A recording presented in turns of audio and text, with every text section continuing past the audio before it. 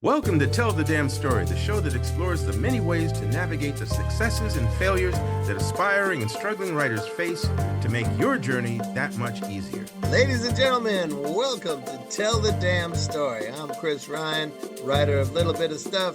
That's Alex Simmons, writer of A Lot of Bit of Stuff. And today we are honored to have the king of the Midwest, Jim Beard. I don't consider myself in the Midwest. I'm in the Great Lakes states. Great Lakes, king of the Great Lakes. King of the Great Lakes. Jim Beard. Yeah. Jim Beard is, oh my God, you're going to have to fill in how many books and projects I miss here. But let me just give you a quick look, ladies and gentlemen, at some of the many things that Jim has done. And believe it or not, he allows me in to play every once in a while. I've heard that. We have some nonfiction pop culture, Running in the Shadows, Dark Shadows tribute book. Yeah. Then we have Rising Sun reruns. This is all about those Japanese TV shows we used to watch early in the morning. Yeah, Astro Boy, Gigantor, things like that. Those are from Becky Books. This is from his other venture, Flinch Books, Six Gun Legends, where he allowed me to write my first ever Western. Oh my God. And then we have Knocks and Haunts. Can't see that one. Light, more light, more light. No, there we go. Yeah, I know that cover's kind of dark on that one. This was all Bigfoot, and oh man, I was so excited to be allowed in there. All the time. All Bigfoot, all the time. We're open 24/7. You give us, yeah. And then this year, among all the other things that Jim did that he'll tell you about in a minute, here we go. Jack of all comics, a tribute to all things Jack Kirby.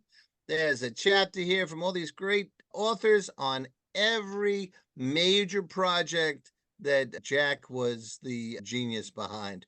Or if some people are getting testy, half the genius. Okay, there you go. But, and we all love some Kirby recipes. It'll be great. Fantastic. Jim, I got zero controversy in it. Zero controversy. Zero controversy. Yeah, no that was the rule going in. Yeah, no hate speech, all love. And I got to tell you, as much as I was honored to be a part of it, I am thrilled to read every single essay in there because each one of them excites me about some other memory of Jack Kirby. It's a great book, and if you love Jack Kirby, you can go get Jack of all comics. And Jim has run out. He said, "Hell with you." There we go. There he is. Oh, the light. There the light. Yes. The light. King of the Great Lakes is now. Look at him. So, Jim, again, thanks for all that stuff, but why don't you tell us a little bit more about yourself, a little bit more about your projects and publications and things that you were in. I saw one this morning that I really was like, oh, I can't believe I missed that opportunity. Oh, what was that? The 80s songs. Jukebox Thrillers. Chris, I'm in so many books, I forget. Yes, it is true, Jim. They're here and gone. And I just throw them on the pile. And What was the name of that one? I saw Bobby Nash talking about it today. What? Jukebox Thrillers. Yes, and it's one more time, Jim. Jukebox Thrillers. Yes, and they're all thrillers. Each story is the title of a hit song from the 80s. A lot of fun. I'm doing One Thing Leads to Another by the great song. I can't wait to read the story. Yeah, very cool. That was fun because we weren't like literally doing the lyrics, but it was songs inspired by that. So mine goes off a little bit from what the Fix intended, whatever they intended. Great song, yeah. I can't wait to read that book. That's going to be a lot of fun. Boy, I have so many friends that are in that book, except for you guys. I don't think either one of you are in that book. Nobody calls. Every once in a while, I get too focused on my own stuff, and I don't look up and see what's out there. So, yeah, that's an opportunity I would have loved. I was in the backyard. Nobody called. There you go. Sleep with the wheel. I should have given my slot to one of or both of you guys. Have you guys ever collaborated on? No, Chris and I never write together. We write a lot of his Blackjack character. I'll tell you what, Jim, is well earned. I tried to get in on a Blackjack story for a solid decade, and then he finally gave me a chance to write a 10-part strip for Badass Mofo magazine. And I couldn't wait. I wrote it and I sweated over it, You were and I born handed for it that. in, and Yeah. he said, "Good job, kid. All right." And then Mofo magazine came out with badass chicks on the cover. That's what it said. It's not sexist. That was the magazine. Uh-huh. And I flipped to the centerfold, and there it is. The Blackjack strip, all run together. Fantastic. And I read it, and every line of dialogue had been changed. Oh no. It was one of my strongest and most beloved writing lessons, Uh-huh. I because was he gonna said you say. got close, but Yeah. you didn't quite nail it yet. Yeah. And then once he started going, then it was the gist was there, but it was little nuances, and I learned so much about really doubling down on hearing the nuance of how the characters speak. But yeah, it's one of my favorite stories because he always gets embarrassed. You need But to learn to work well with others better. I know, damn it. Getting back to me. Yes, let's get back to you, Jim. I don't work well with others. No, actually, if you want to know about me, I literally have to start talking about dozens and dozens of other people, because I'm sitting here right now because of other writers and artists and editors and publishers and all of that stuff. My whole story is because of breaks that I've gotten, people I've collaborated with, people I've commissioned. That's literally the damn story of my publishing life. And starting right at the top with my publishing partner, John Bruning, who has been on this show before. And together we are Flinch Books. We're celebrating 10 years this year of publishing, which is just nuts. We're putting out 2 books this year. One is already out, and that's the 4th of my Sergeant Janus series of occult detective stories. And John is working feverishly on the 4th, also 4th, Midnight Guardian story. So I look at my email box every day and hope that he is sending it to me so I can start going through it and ripping it apart. No, So you edit each other's books? Yes, yeah. Not only do we go over them ourselves, but we literally hand them to each other. John is one of the main reasons he's in the partnership is because he's a spectacular editor and way better than I am. And he's the grounded one of us too. And that's a big part of why he's there, other than being a fantastic writer and bringing his Midnight Guardian series to Flinch Books and finding a home there. But other than that, even though Becky Books is me just by myself, that's not really true. I have a little stable of people I go to, artists for covers. I have an incredible designer and formatter who is actually the designer and formatter for Flinch Books too, Maggie Ryle. And then I have people like you, Chris Ryan. Yes, I will admit it. People that I can go to. And even though I do books that are all me, the writing is all me, it's still a team effort. And I learned that early on, that I love collaborating with people. Yeah. It's a huge part of what I do and who I am. And one of the greatest compliments that I've ever been given is when somebody says, I want to be part of what you do and what you're doing because I like what you do. You always do interesting stuff. And I love it when people say that, because I feel like I've succeeded. I've come up with something that people want to be part of. And I hope it shows in every single book that I've ever touched in one way or another. Let's talk about Jack of All Comics came out in 2025. We love Jack. So many people love Jack Kirby, but Today's his birthday, in fact. happy birthday, Jack. That's perfect timing. Yeah, I think he would have been 109 or something like that. I'm trying to remember. He still would be able to kick some Nazi ass. Oh yeah, he'd be showing everybody today what to do. Yeah, That's come for here. sure. I'll tell you what. But could you speak a little bit about how that idea developed and what it took to finally pull the trigger? Yeah, I wanted to celebrate Jack. I've long wanted to do a book on him, but of course there are many books on him that already exist. And if it's the other part of my story, it is I have to find a way to do something different. If it's been done already, I want to say, how hasn't it been done yet? And do it. There's a lot of books that detail his life and his career, and that's fantastic. I think once you get like Mark Evanier, with his books, like everybody else, is there any point in anybody else doing a book about him? The guy, literally, he was an assistant to Jack. Yeah, right. But I wanted to celebrate all of his 1960s and 70s work. Sure. All of those great series that he did for Marvel 1.0 and then DC Comics and then Marvel 2.0 when he Right. went back to Marvel. It's an incredible range of stuff. It's literally everything and anything, which is why the book is called Jack of All Comics, because he literally was the Jack of all comics. And I wanted to do what I do, which is go out and ask all my friends to come in and help me populate the book.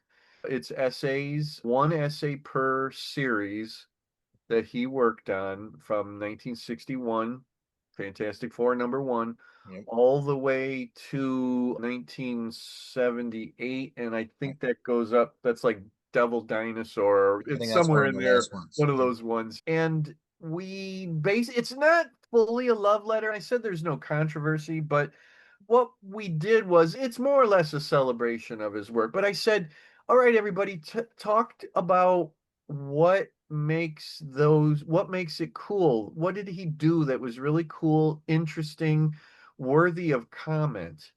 Yeah. And you know what? If the writing wasn't to people's liking, then that was okay to talk about that because that's part of Jack's Yeah. story, his legacy. He was an odd writer. It was fun. It's 28 essays, and we had a blast doing it. It has just one of my most favorite covers ever by Ron Hill. It's a satire parody of Fantastic Four #1, of course, but it's Jack coming up out of his drawing table. I love the cigar that This guy's takes the the place best. of the Human Torch with the Yeah, cigar Oh yeah. yeah. Yeah. coming off of it. That is really well done. Yeah, yeah, yeah. Ron did a great job. And he even has the little blue box, which they have on that front first cover and stuff. It was very subtle or fun. But collectively, the book feels like a bunch of Jack Kirby nerds sitting around, taking turns, talking about Yeah, their favorite title. And some of them are more learned, and some of them are more like enthusiastic, yeah. but they all have that feel like, did you see this that he did? And that energy comes through. That's what I love about all of my collaborators is that they all have different personalities and different interests and things that they pinpoint that somebody else might not pinpoint. And I really love that. I know that when I get Paul Kupperberg to write an essay, he was there. He actually worked with Jack on the Yeah, wow. Superpowers series. And then somebody a little bit newer to the writing gig, like Anthony Cardno, has a very personal essay about the Sandman series that Jack worked on with his old partner Joe Simon Yep. in the 70s for DC. And it's all about Anthony and his having nightmares, a lot of nightmare issues when he was a kid.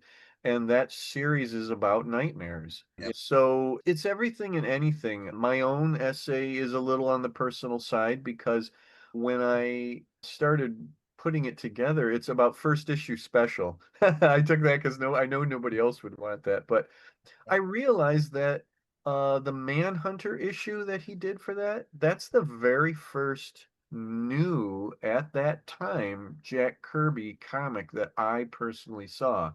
Wow. Everything else I had seen or read before that was reprints. Hmm.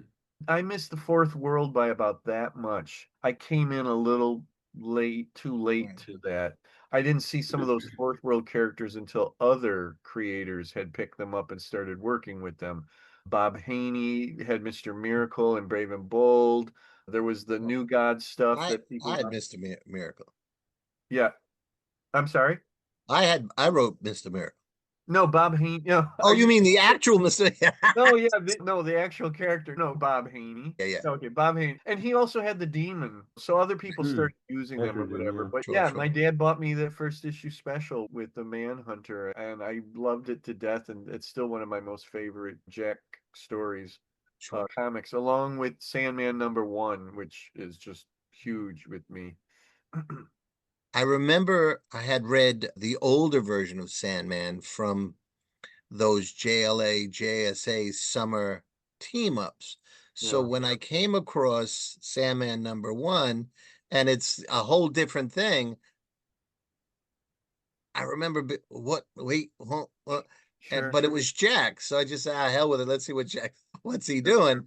And yeah, it was a completely different take, although the history of it I came across later on. Sure. Like we all did. We all had the reprints, and it was a learning experience to find out who are all you just when you think you've learned who Superman, Batman, and Wonder Woman and Robin and Green Lantern are, and then all of a sudden here's all of these Golden Age characters that they're throwing at you, and then your head explodes in a good way.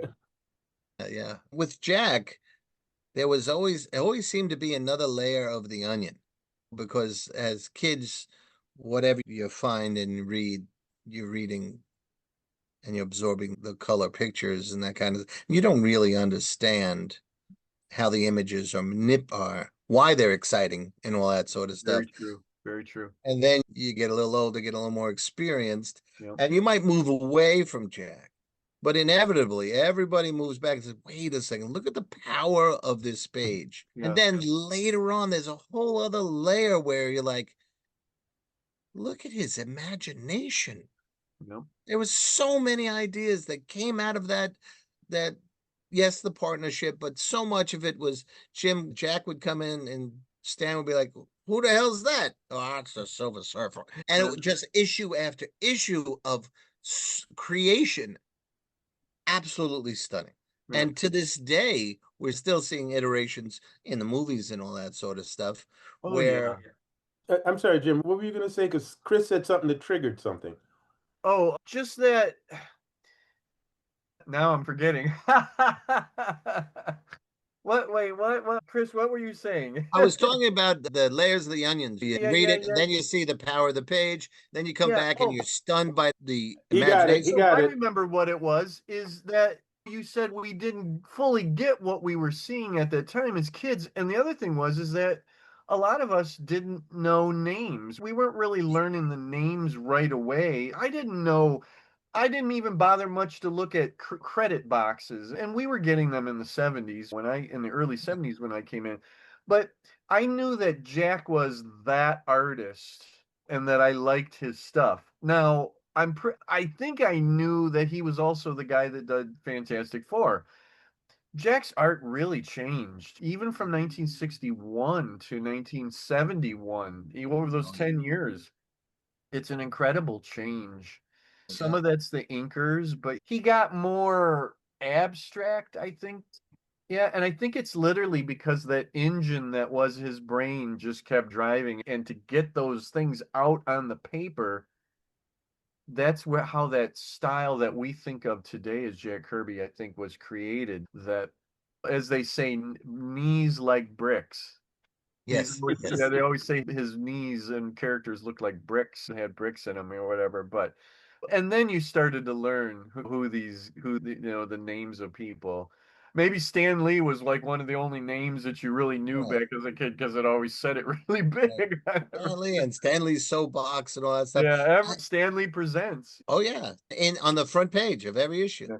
I I want to. remember the revelation that, wait, people did this for a living? Yeah, yeah. Because I don't know what I was thinking, but they would magically arrive. But then Let's to give start Stan a thinking that little. people would do that. Yeah. Let's give Stan a little bit of credit right at this moment. I want to give him a little credit right now. Sure. We know so many creators' names because of those credit boxes. Yeah. And the funny nicknames and all Right. of that stuff. He really drove that. DC wasn't doing anything like that True. at all, and they started to pick up on that, and more creators got credit.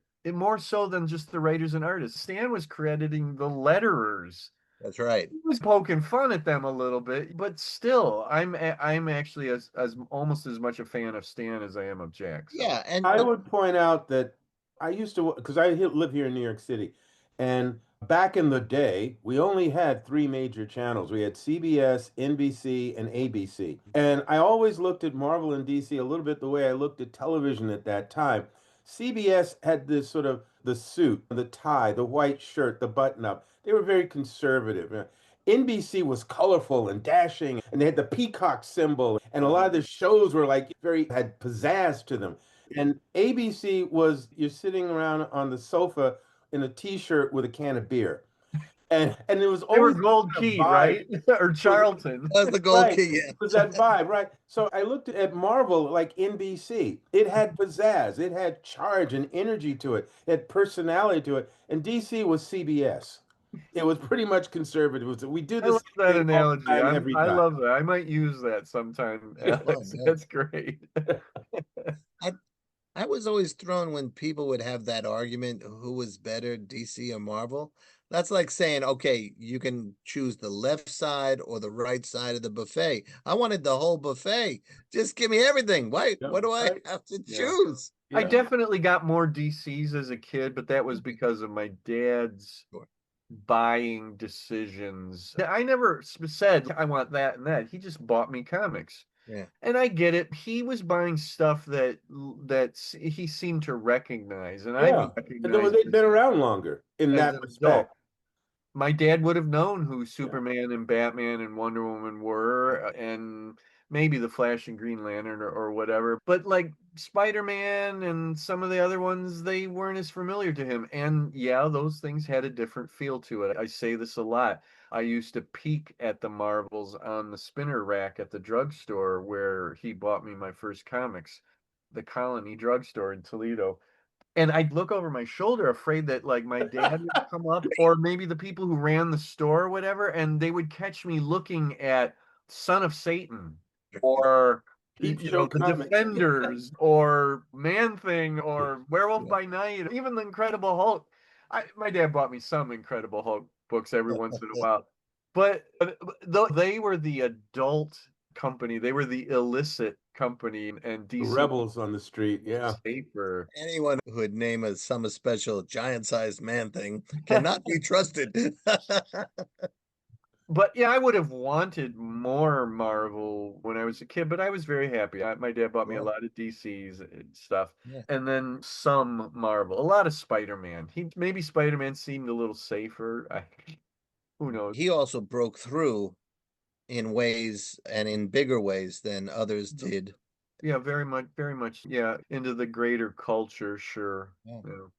What do you think? Why do you think that Jack's characters and very often the direction that he established for certain stories, and I know Stan was involved in that, but why do you think they had a sense of more approachable, more, now, more in touch with? Why do you think that was a feeling that seemed to be established at that time due to how his imagination worked and the visuals that he created? Probably because Jack was a street kid. Yeah, I don't, I hate to say this, I'm not really sure much about Stan's childhood, but I have a feeling that he wasn't anywhere as much a street kid like Jack was. So Jack was literally down in the trenches, and then later he Yeah. literally was in the trenches during World War II.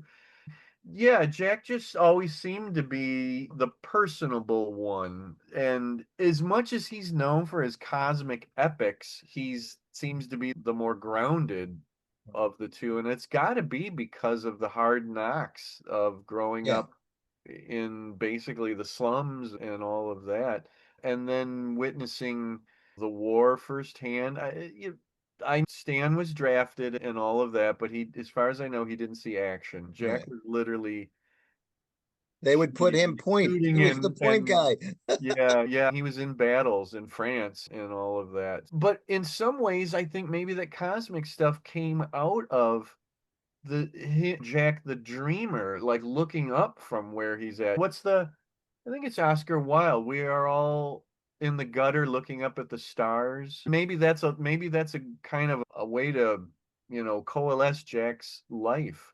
A common man who was always looking up and dreaming about larger stuff. They say that Jack could draw a superhero battle like nobody, but he also drew people sitting around the breakfast table, and Right. it was believable.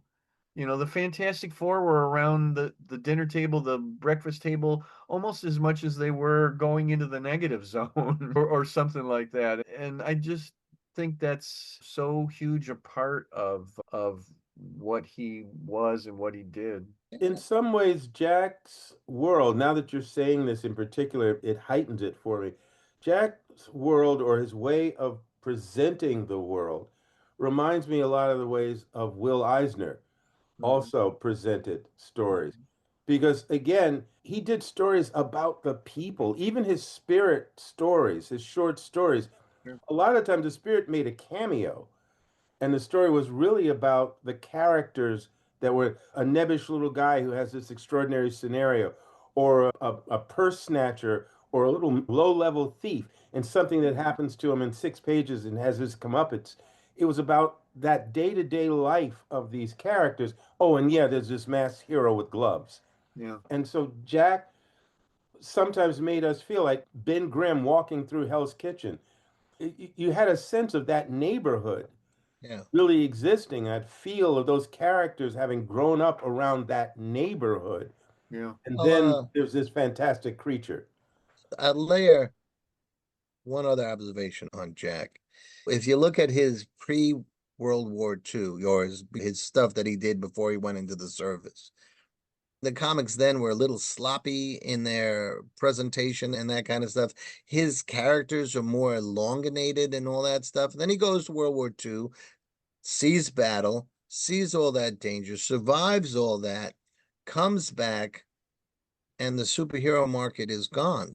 So he's writing or drawing, excuse me, whatever he can. So that's romance, that's war picture, war comics, that's crime comics, that's big monster comics. And when Stan and they said, let's do it our way for the beginning of Marvel, if you look at Fantastic Four, it's all of those genres mixed together. Yeah. There's crime, there's war aspects, there's romance aspects, there's big monsters. Some of the heroes are big monsters. And I think that he was taking all that, like he had a career before the war. And then the war surely changed him, because the war changed everybody. Sure. And when he got back to doing all this and then got license, do what you want. Let's talk about it. And then you just come back, I'll add the dialogue. He just went in every direction he thought of.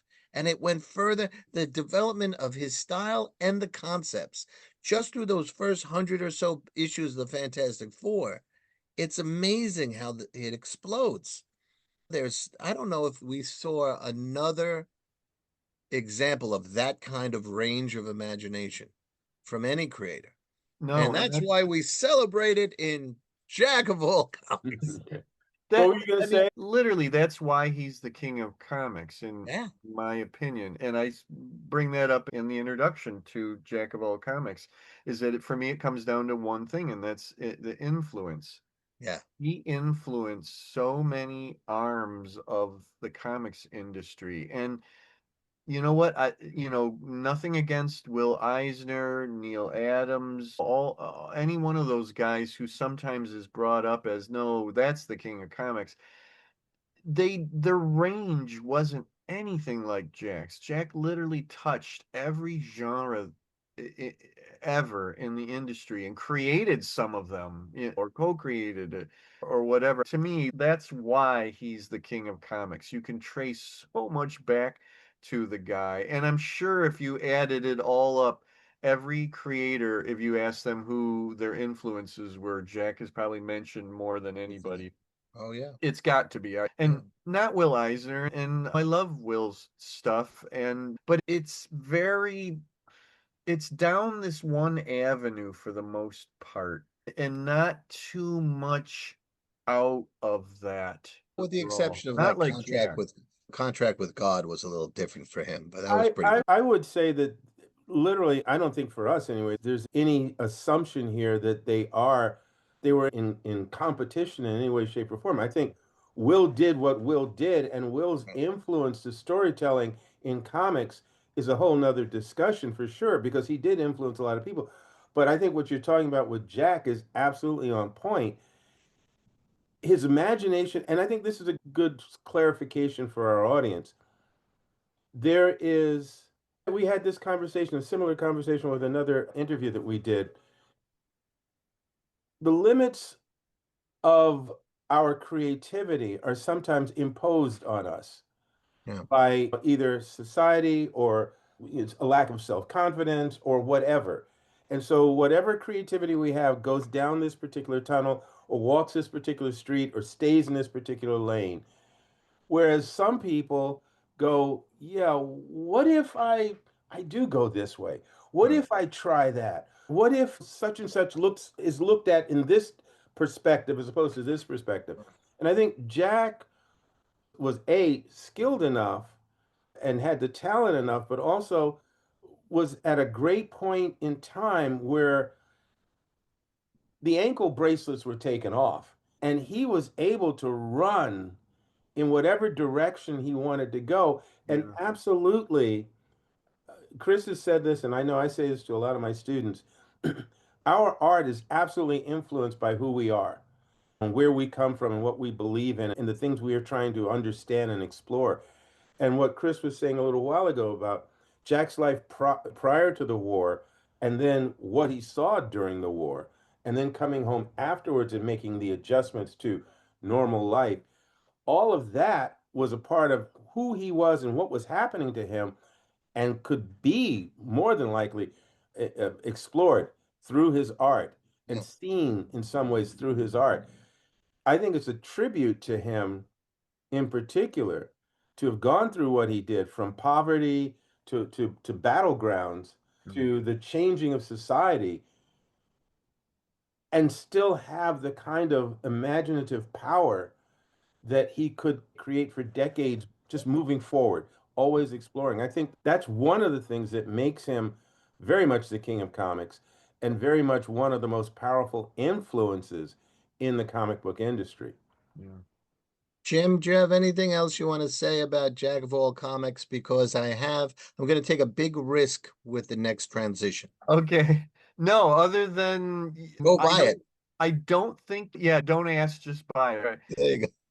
I don't think you necessarily have to be a huge Jack Kirby fan to enjoy the book. And in fact, I think maybe you might even read through it and go, oh, you know what? I want to find that series. Yes. I'm not really. And I've had a couple people say that to me already. After reading this book, I want to go hunt down a few of these series because I was intrigued by it. Folks, if you're not sure about Jack, or you don't feel that up on his work, but I find it hard to believe, then give the book a try. You can read a sample from it on Amazon. And I think if anything, I think you might appreciate the enthusiasm, as Chris was saying earlier, from all the writers. And please leave us a review. I think we've gotten one review so far on the damn book. Okay. They're readers, not writers. So here's my transition. Okay. Okay, I'm ready for it. I'm prepared. And I have to apologize if it seems corny. Okay. Okay. So it's two parts. One, the last thing I'd say about Jack is that I think he gave everybody after him permission to try different things, permission to not feel obligated to stay in one lane. And I have a little bit of proof. Okay, here's my evidence.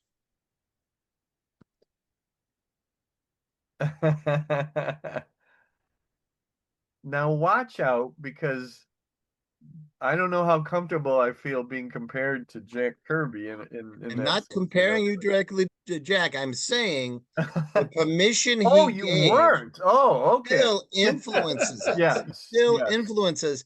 And here's the transition. You, sir, continue to explore different genres and different calls to storytelling, Yeah. like your current project that's coming out soon.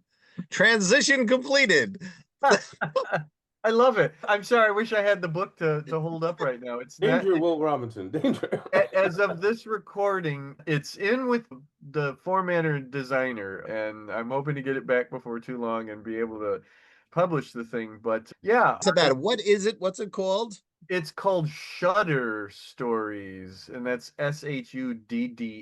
It's like Shudder Stories, and subtitle Corpus Vile because that's the main story. So what it is, it's a way for me to explore the idea of pulp horror. Mm-hmm. So I've never really written horror before. It's just Okay. one of the genres that I hadn't gotten to yet. And but of course I can't just write horror. I want to write something like the stuff that I liked, which is all of the great from the great horror magazines of the 30s and 40s, a little bit of the 50s, and more specifically stuff like this, the octopus and the scorpion, which were literally, well, more literally villain Right, magazines, right. because the villain was like the star of it, but they were also horror magazines, and they gained the nickname of the Shudder Pulps, Right. Hmm. That, which it was before there was a serious crackdown on cover images. They're the magazines that had all of those wonderfully macabre covers of torture and Bondage and dismemberment stuff and like that. a Yeah. lot of scantily clad women yes, in curled up peril. and with some sort of like misformed guy hunchback coming at them with a red hot poker or things like that. Not that I condone that sort of thing. No. Let me just say that. But writers like Norval Page and Hugh B. Cave and a lot of those type of guys and that kind of stuff, it was usually like normal people getting thrust into the most incredible horrific situations, which usually involved like a series of caverns beneath their house or something like One that. wrong turn and you're in Yeah, the you know, catacombs. cults around stirring cauldrons and all kinds of stuff like that. And then the octopus and the scorpion came out of that. And the spider is in that Sure. too. The Hmm. spider is a little different from the shadow in that the spider had a lot of horrific elements in it. And he also had a lot of like people trying to destroy entire cities. Not happy We were living, ambitious. it's not the kind of villains who would go into a bank in the middle of the night and plant dynamite around the vault and blow the vault open. They wanted to plant dynamite around skyscrapers and bring them down to the ground into Yeah. rubble. And who the heck cares how many people die? There was always usually a huge body count. And then the spider would come along and he would be himself tortured or go drag himself over cut glass Right. and barbed wire just to be able to stop a guy until he looked as bad as the villain did. It's that kind of a thing that I wanted to do. Corpus Vile has a really weird gestation in a way. So more than 10 years ago, it began as a serialized novel that three parts were published by another publisher who will go nameless at this time. And it was supposed to end up at being a novel once I wrote all the parts of it, but they were publishing it in almost like around 10,000 word increments as these single little ebooks. And then we were going to put it all together at the Yeah. end and publish it as a regular book. For one reason or another, part of it being me, it never got finished. And I always thought it was some of my best stuff, I think. I put a lot of effort into it. And there was one whole chapter that was written and handed in and never got published. And that stuff just sits on my zip drives and things, and I look at it every once in a while. And so I don't know what happened. The time seemed right, and I got tired of it sitting around for about 10 years or so. And I said, I'm going to finish this thing. And I had a big change in my life in my day job where I stepped down from being a manager so to become an hourly employee again. And that freed up my mornings. I didn't have to go in as early, and it freed up a lot of headspace and took off a lot of stress from me and all of that. And I had an amazing writing jag, That's excellent. That's where I excellent. cranked out I don't know how many different things. I finished the Sergeant Janis book. I finished this thing. I wrote the space opera novella that I always wanted to write and wrote a couple short stories too. So, anyways, it's a full novel now and it's called Corpus Vile. That wasn't the original title of it. The original title, when it was first published as ebooks, it was The Corpse, was because that was the villain in it. He was known as the Corpse, and he's literally like a living corpse. And I think one or two parts were published, and I got an interesting little message through Facebook one day of somebody who said, I've copyrighted and trademarked the name The Corpse, and I don't want you using it. And I Okay. argued a little bit, and but then I was told by my publisher at the time to not argue with it anymore, to just change the title. So I had to come up with something, and I don't remember how I came up with. I was doing Google searches, and I came up with the term corpus vile. It's a medical term. And I won't, it's explained in the novel of Okay. what it means and then what it means in the book or whatever. And I loved it. I thought that was great. Vile. Yeah, the stuff that I Sure. was writing was the vilest stuff that I could possibly ever written. Gross stuff, grotesque stuff, graphic stuff with people, corpses, and people dying and getting blown up and shot and killed and stabbed and cut apart. But, anyways. Oh, wow. It's a real potpourri of possibilities there.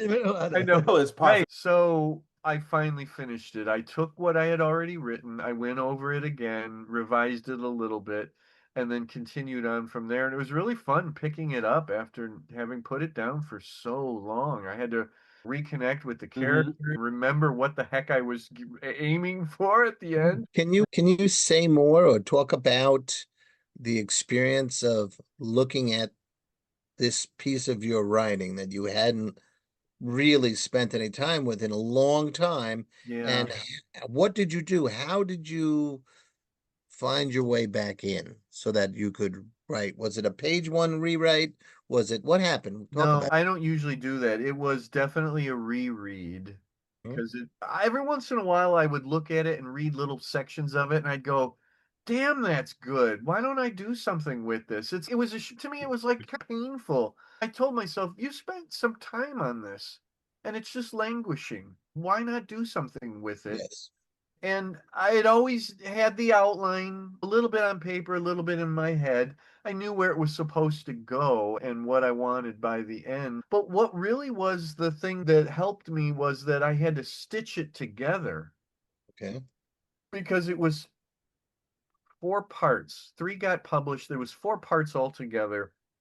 And I started stitching them together into one document. And that really helped because I had to, they were each a chapter, but they were like 10,000 word chapters, and I did not want that for what I had to still write. So I started even breaking those up into chapters. And in order for me to say, okay, I want to break the original chapter one into chapters 1 through 4, maybe, I had to really familiarize myself with what was going on. And I gave it a chapter title, and I really had to dive back into it to really embrace and submerge myself in the whole feeling of the thing. That really helped to be able, because I had, to me, being OCD, I had to have that done before I could start. And then I did a good pass through it, read it a couple of times, edited it a little bit. I kept marveling at how my writing style has changed in 10 years. What I thought was good then in sentences, I was like, ooh, ouch. And then you would rewrite it. Fix That's a clunky sentence. Right. Yeah, and you could tell it was never very well edited in the first place. I did all of that, and then I literally said, okay, and then sat down and day by day started writing again and really had a good time with it. I really had to step out of myself because it's the most down and dirty thing that I've ever written. I had to put myself in the mindset of a bad guy who has no scruples whatsoever and who embraces the idea of death as a religion Mm. and kills Wow. people in spectacular ways and lots of them all at once. And you have to ask yourself, like, if you are not that person in your day-to-day life, where does that come from? Where did And it come from, Jim? I it literally came from the pulp novels that I was trying to emulate. Sure. That's Did you knowing go what back and read those, or did you just from your memory? I didn't fully read them, but I felt like I knew them well enough anyways. I did definitely pick up these older reprints of the octopus and the scorpion and page through. There is a certain gritty, slimy, dirty feeling of those. And in fact, when those came out in the 30s, I guess later on, those became known as the dirty 30s. Have you ever Right. heard Yep. that term? Sure. Yeah, Yep. because Alex lived through them, but I think he was in high that's school. sad. Oh, stop that. Come on. My dad was born in 36. Alex, you're not as old as my dad. No, I'm No, not. much I'm older, not. much older. But And Chris isn't going to make it much further either. I'm gonna Uh-oh. die in spectacular So, ways. folks, on this last episode of Tell the Damn Story, Jim gets in the By the way, middle of a Alex, family feud. I have the title of this episode. Jim Beard gets down and dirty. So, just to bring it together here, Yeah. it wasn't the original plan, but I said, okay, I'm going to publish this as a novel. And I said, oh, what I should do is not call it Corpus Vile because that would be maybe the title of one of the stories back then, but not the title of a magazine. So I'm like, I love making things look like a magazine. I have one of my last DC Jones books looks like a cover of a TV guide. I love doing stuff like that. So I said, oh, I want to make this look like, in a way, like an old pulp magazine cover, and I came up with Shudder as the title. And then I found out there is actually a magazine called Shudder Magazine, which There is a is, comic. yeah, yeah. It's a It's horror Shutter, right? magazine. It's like a horror comic, SHUTTER. right? Yeah. Yeah, so I had to put stories in there and make that bit as big so it's Shudder Stories. And I said, oh no, I have an idea. I said, when you bought one of those pulp magazines back in the day, usually got a novel, maybe a novelette, what they used to call a novelette, and maybe a couple short stories. And then Backup stories, right? you got Yeah. like maybe a nonfiction text piece and maybe a letter from the editor or something like that. Sounds like Scream. Yeah. So I said, you know what? I'm gonna go get a couple of other writers, have them write a couple of horror short stories, and I'm gonna fill this thing out. So now not only is it a full-length novel of mine, it's a Plus, little yeah. over 60,000 words, but now there's two roughly 5,000 word short horror stories as backups. And I went to Frank Schildner, who's Mr. This like is just right up his alley, this kind of thing. He's a big fan of the octopus and the scorpion. Then I also went to Brian K. Morris, and they wrote two very different horror stories, but I think actually complement mine. And I went back to the original artist who did the cover for the ebook more than 10 years ago. And I said, can you take the image, the one image that I really liked, and redress it? I don't want you to have to work on and do a whole new thing, but just do the logo and kind of weather it and maybe darken the image a little bit because it's still a very good pulpy Shudder pulp. The next thing I know, knowing this guy, Jeff Hayes, he comes back. He's completely redone the art. You know what? I liked it well enough and it was good for a while, but I'm so much better than that now. Oh, So, 10 years, 10 years, right? I'm like, Jeff, come on. I did not ask you to read. I was trying to cut you a break, dude. But so and I've put that up. If you want to go to the Jim Beard and Becky Books page on Facebook, it's up there. It's on my Blue Sky account, and it's on my X account and all of that. And I put it up in all the Pulp Facebook page groups and all of that. I'm really thrilled with it. And I love it because it says like a full-length horror now, a thrilling full-length horror novel, Corpus Vile. And then it's +2 short thrillers by and Brian K. Morris and Frank Schuldner. We're having a lot of fun with it, and I I see you have hope really. T-shirts with it. I'm sorry. Yes, yeah, he's already selling the T-shirts. The damn book's not even out, and he's already selling the. I Ah, Wait a that's minute. great. What's the page? Jim on, and Becky Books page. yeah, on Facebook, the Jim Beard and Becky Books page. That's what Jim it is. Beard and On, Becky Books. yeah, on Facebook. It should be pretty close to the top there.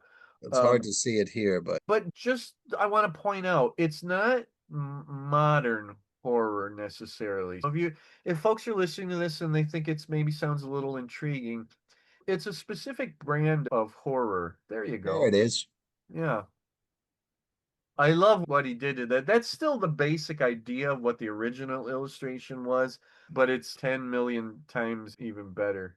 That is pretty nifty. Yeah. I love the aged edges and Yeah, stuff. tales of terror to set you shrieking, like Yeah, the baby. lady there. Yeah, and you don't have to be familiar with the Shutter pulps either, but just be prepared for a heinous villain, some very twisted, macabre stuff, a lot of people dying, skyscrapers falling, and a very unlikely hero in the middle of it all who Cool. How about that for Now that's a intriguing, nice ladies and setup.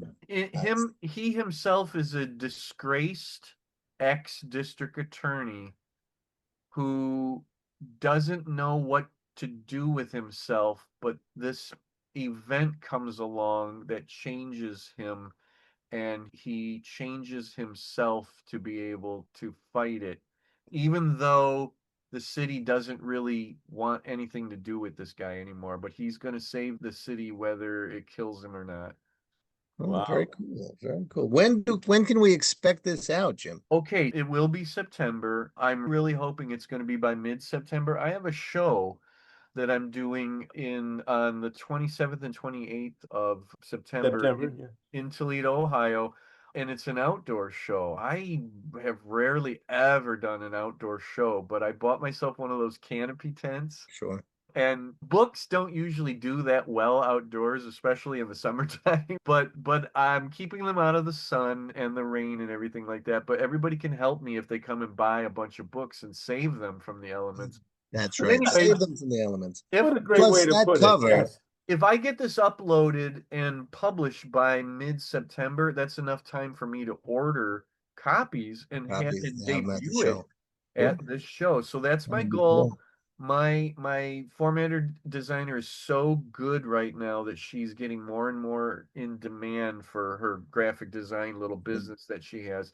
And she's promising that she's going to get to it as soon as possible. But she and I really work well together, and she pretty much reads my mind and knows what I want, and sometimes gives stuff that I didn't even know that I wanted. And she's pretty used to the weird stuff that I do, and so I think hopefully it'll go quick, and we'll have a finished book by mid-September. So in a few weeks. Cool. I'll Excellent. definitely be talking about it all over Facebook and on Blue Sky and on X. And I know that Frank and Brian will be spreading it around. That's cool. Excellent. I'll share your posts because I'm a big Jim Beard fan, and that looks like it's going to be a lot of fun, and it's timed perfectly. If you get that out for that show, that's the end of September. People are already thinking about Halloween. Perfect Yep. timing. Nicely done, sir. Yep. And Christmas. And That's Christmas. definitely it's That's definitely a Christmas book. That's a Oh, stocking really? It's a stuffer. wonderful That dead is life. a Yes, a stocking wonderful stuffer, unlife. ladies Yeah. and gents. If I'm not mistaken, I think the whole first opening act takes place in November, and then there's a spring festival. It segues into the next year when the city's trying to recover from the first heinous event. It's And the then it gift goes that keeps into- on giving, Jim. I'm sorry? It's the gift that keeps on I giving. know, right? Aren't I? Yes, you are. Jim Beard. Yes. Not only is and he the let- king of Great Lakes, let he's me the add gift that keeps this. on giving. Let me add this. Shutter Stories, and then when you see it on Amazon, it's going to be Shutter Stories colon and then Corpus Vile because it's the novel part of it. That's done in a way that it, if there's demand for it, we may do Becky Books may do more volumes. That's cool. Very cool. And in fact, I love this. The book's not even out yet, but I put the cover up and the description and everything. And I had another writer friend of mine contact me privately and say, "Are you going to do more of those? Because I have something that would need a home, something I really want to do." And I'm like, "You'll be this is a somewhat more prominent writer and who I've always wanted to work with. He's been a So friend the for a answer while, is but I've never yes. actually worked with him. If all goes well, I might already have another volume filled up that maybe That we would be could do really next cool. year. Yeah, But people got to buy it and read it. That's right. there you go.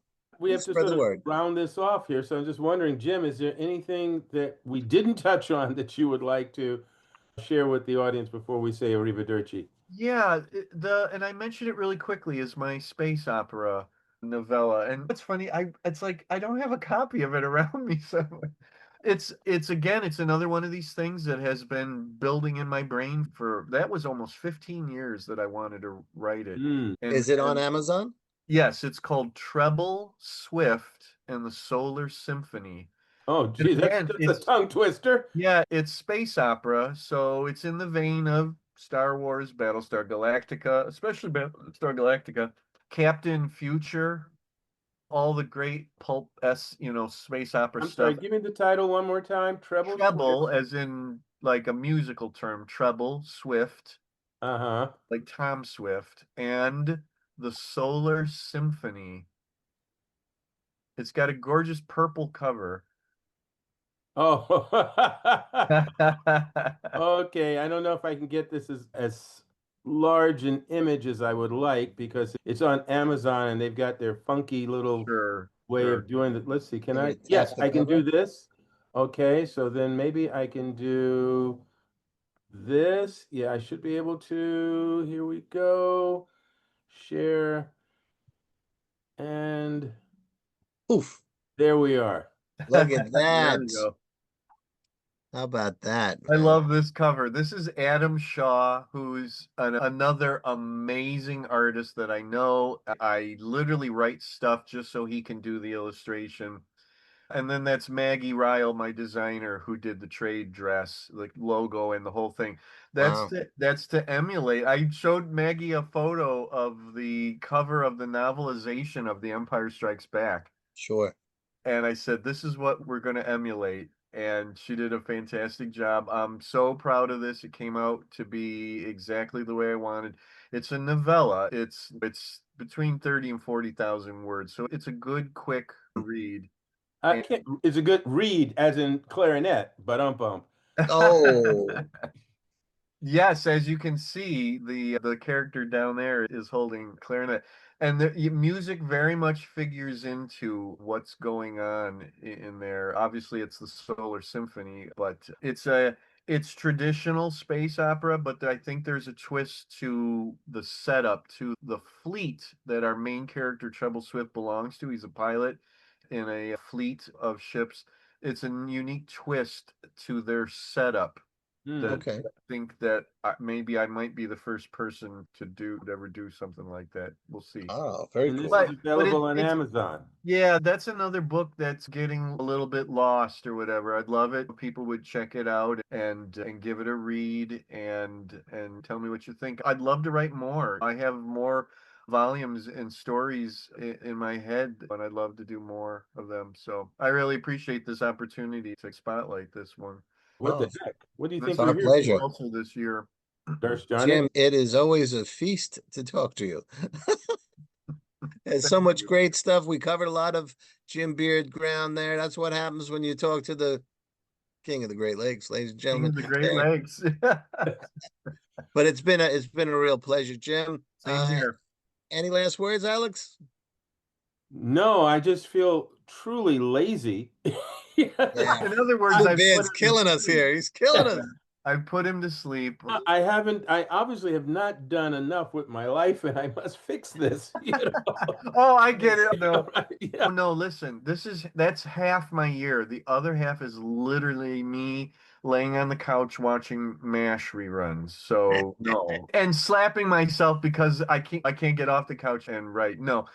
He's like Believe this. Wake up. What are you, Alex Simmons? Come on, Yeah. get up. Yeah. Right, yeah. Yeah. So you have to be an inspiration to Alex Simmons. There you go. So I appreciate what you're saying, but no, I'm productive about half the year and the other half is literally If I follow one, because I spend a lot of time with this guy here, if I follow one of Chris's, shall we say, philosophies, we're never, as creators, we're never not working on something. Yeah, there's always something in the back, Yeah, in the even back of during the the head MASH going. reruns. So you're But watching remember, MASH. Your frontal lobe is watching MASH, but in the back room, you know, they are hard at work. but remember, thinking about writing is not actually writing. That's True, always you true. know, but I think that I always have that argument when people say I'm a pantser.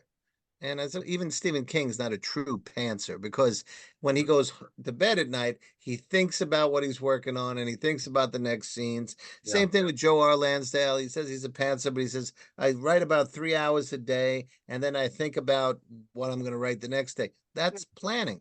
You may not be taking notes, but it's planning. I got to tell you what made all the difference in the world was that I write in the morning Yeah. and literally get up, maybe go to the bathroom, That helps. That does and help. then open up the laptop. And before hitting the internet, I don't touch the internet to start writing and get at least 1,000 words. And then I hit my email and then or whatever. And then I get ready and I go into work. And it's the most incredible feeling in the world because I don't sit there at work and go, oh, you know what? Oh, I still have to write when I go home. And I'm really like tired and cranky and everything else. And it's done. My writing is done. And if one of those days where I actually feel like writing more, then great. That's just bonus, Bonus. bonus material. But it's changed everything. And I got over, I don't know, about half a year or whatever. I got so much done because I stuck to that. If I took a break, it was literally because I was gone for an entire day. I went somewhere or whatever. But whether I had a day off or I had to work, I got my writing done in the morning. I feel And when like I I'm say talking that to to the bishop when I and the say that to cardinal of people, that. what? No, I say I feel like I'm talking to the bishop and the cardinal of that practice because Chris did that for how many years? So the kids, all their early life, because I had twins, or my wife had twins. I was standing around doing nothing. And once they got up, it was over. So I would get up 4 o'clock, 3 or 4 o'clock to get some writing in. And I still like that. Now you get older, you don't sleep as much. So I still wake up at 3 or 4. Yep. But I'll go and I'll get the laptop and I'll open it up. And as it's doing all that BS, I'll go and fill the tea kettle and turn the kettle on and then come back and I've got to get a couple of chapters in before I start hearing it. Not a couple of chapters, a couple of paragraphs in before I hear the water boiling. Yeah. And then I stop it in like a middle of a sentence, make the tea, let it steep, come back, write a little more, middle of the sentence, go and fix the tea, bring it back in. And by then your brain is in and you're not quite awake yet when the world hasn't invaded you with bad news. Right. So you're still in that dream state. And I find that you're still detached. Especially when you're writing new stuff. Rewrites, I tend to do the second session or afternoon or whatever, because there's a different head in that. And then the rest of the day is about that thinking about it. So what I do is by the time I go to bed, I have the outline of what I'm going to write that next morning. I don't have to, all I do is get that laptop fired up and go right into it because I already know what that day's writing is going to be. I'm going to do this segment. I'm going to do this action. I'm going to do this block, this part of the doesn't story. That help so much to get the first words typed when you have that in your head? Because rather than staring at a blank page, go with even the most vague of plans. Just when go I'm in the groove, when I really am into this, I will usually be already writing those first couple sentences in my head as I'm waking up. Yeah. And I'm not fond of writing. I like it's I love I Having hate written. writing, but I love having written. It's me. But when I really am into it and I'm really almost enjoying it or whatever, it's my subconscious is already doing the writing. There are Yeah. mornings where I'll get up and I can't wait to sit Yes. down and get that out and get that into that keyboard and on that screen, That's a good because feeling, it Jim. sounds really great in my head and I'm like, yeah, and then I can finesse it a little bit. But that's an exciting time. But I've learned all of this over a long period of time. So when I'm back in that groove someday, I'm in one of those valleys, those slumps right now at the moment. Because you've just written 20 I know. volumes, man. I What know. the You know hell? what? Watch some MASH, will you?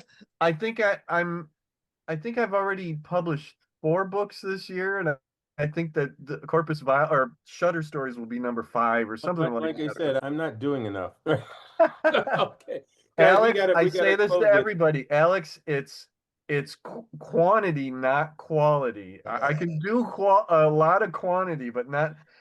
John Bruning is the other way around. He's quality, not quantity. He does 1 book every 1.5 years or 2 years, and they're the most amazing, detailed, fantastic books.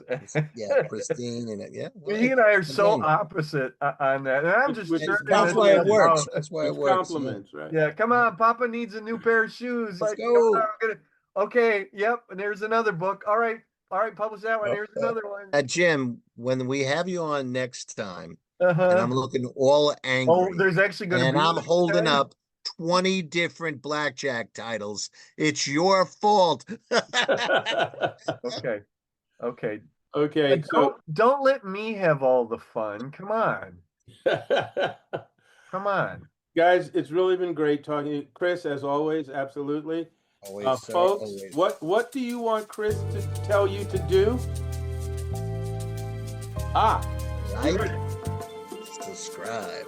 That's right. And subscribe, like he said. Come on. Did you see oh, that? Did you see how much Jim Beard taught you today? The least you could do is like it, subscribe it, and then go to Amazon and buy 42 Beard books. The least you can do. Please, I need to go to Disney World again. So please buy my yes, book. get this There you one go. in particular. Right here. Especially that one. Yeah. And this one is cheap. This one's only Inexpensive. $9.99. Come on, it's cheap. Inexpensive. It's not cheap. It's inexpensive. Yeah, all my books are inexpensive. I'm not holding out for those $25 books. I don't believe in that. No, listen, Don't I believe want people to buy my books. I'm not going to charge them an arm and a leg. I want them to buy a lot of my books. So please do that. Buy a lot of his books. Like he said, how many? 40 some odd? What? 42 would be good. 42 books. Okay, so buy 42 of Jim's books. Folks, take care. Everybody, Please. again on Tell the Damn story. Bye-bye. Thanks again, Jim. But Peace. thank